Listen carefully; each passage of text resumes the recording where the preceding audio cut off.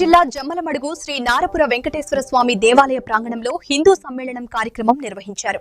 RSS నేడు 100 సంవత్సరాలు పూర్తి చేసుకున్న సందర్భంగా హిందూ సమ్మేళన నిర్వాహక సమితి ఈ కార్యక్రమం చేపట్టింది. జమ్మలమడుగు ఉపమండలం ఆధ్వర్యంలో చేపట్టిన ఈ కార్యక్రమంలో బ్రహ్మంగారి మఠం శ్రీ అచలానంద ఆశ్రమ పీఠాధిపతి శ్రీ శ్రీ శ్రీ విరజానంద స్వామిజీ పాల్గొని ప్రసంగించారు. ఈ సందర్భంగా ఆయన మాట్లాడుతూ కులం మన ఇంటి వరకే పరిమితమని, గడప దాటితే మనమంతా హిందువులమన్నారు. దేవాలయ వ్యవస్థను కాపాడుకోవడం, సమాజంలో సామాజిక సమరతను, కుటుంబ వ్యవస్థను బలోపేతం చేయడం మనందరి బాధ్యతని తెలిపారు. భగవద్గీత కర్మ సిద్ధాంతంలోని అంశాలను ప్రజలకు వివరించారు.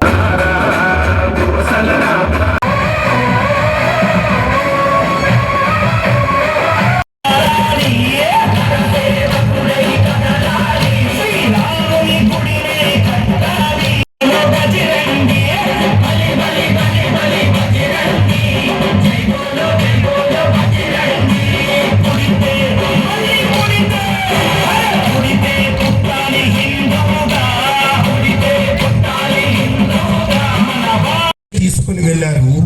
నదిలో అలా మునిగాడు, లేచాడు, మునిగాడు, లేచాడు. సైనికుల్ని పెట్టుకుని చుట్టూరు కూడా గాలించాడు. ఎక్కడా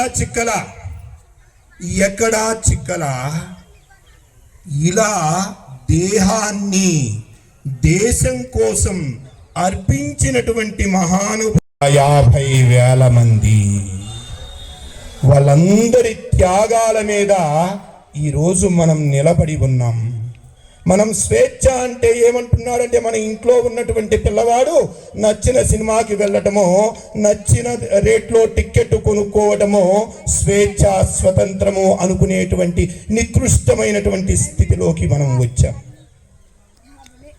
అకాపియా అనేటువంటి ఒక స్త్రీ, లండన్లో జన్మించినటువంటి స్త్రీ, కేథలిక్ చర్చిలో ఆ పాఠశాలలో చదువుకున్నటువంటి స్త్రీ, కేథలిక్ చర్చిలో రోజు పాటలు పాడేటువంటి ఆ అమ్మాయి 1980 ఆ ప్రాంతాల్లో ఇస్కాన్ వాళ్ళు లండన్లో చేస్తున్నటువంటి భజన గీతాన్ని విని ఆకర్షితురాలై ఆ వైపు వెళ్ళింది. వెళ్ళిన తర్వాత ఒక మధురమైనటువంటి అనుభూతిని పొందింది. ఎటువంటి అనుభూతి అంటే, జీవితంలో ఎప్పుడూ చవి చూడనటువంటి భగవంతుని యొక్క సన్నిధానాన్ని తాను అనుభవించినటువంటి అనుభూతిని పొందింది. దానశీలశ్చ సప్తభిర్ధార్యతే మహి. లోకం సుఖశాంతులతో ఉండాలి అంటే ఈ 7 ఉండాలి.